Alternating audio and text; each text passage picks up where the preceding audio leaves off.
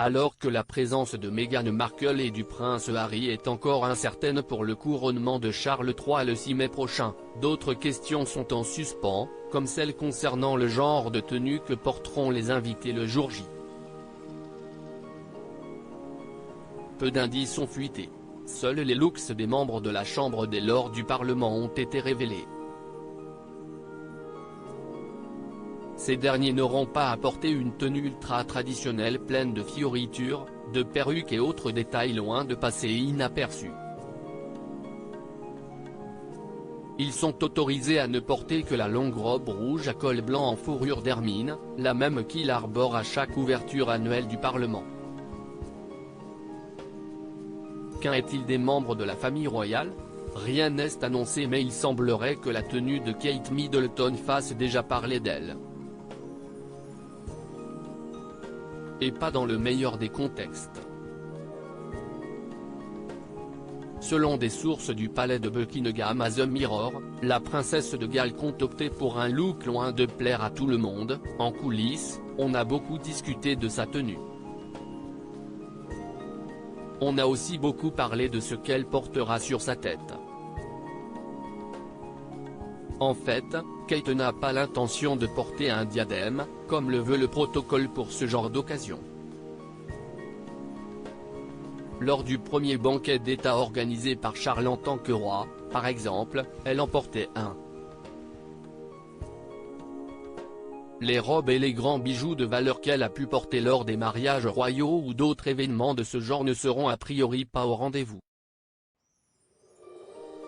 Un choix qui ne semble pas inquiéter plus que cela le nouveau roi d'Angleterre.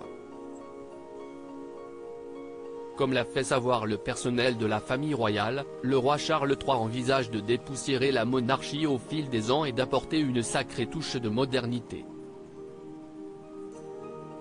Contrairement aux 3 heures de cérémonie auxquelles la reine Elisabeth II avait eu droit en 1953, le couronnement de Charles ne durera qu'une petite heure.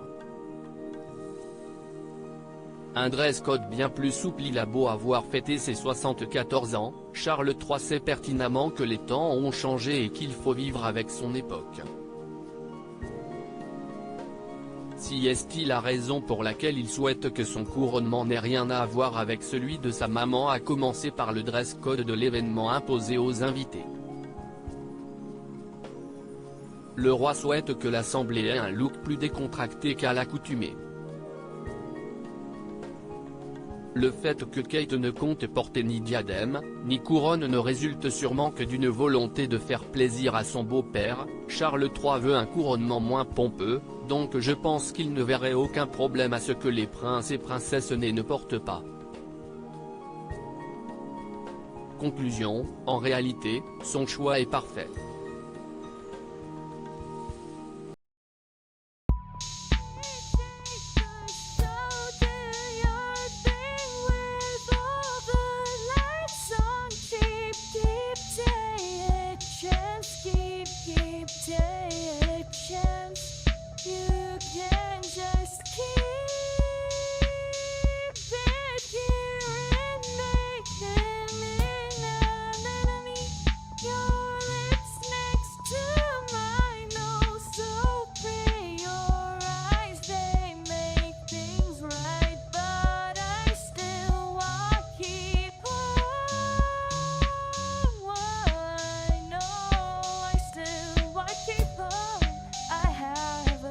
Keep it up, I have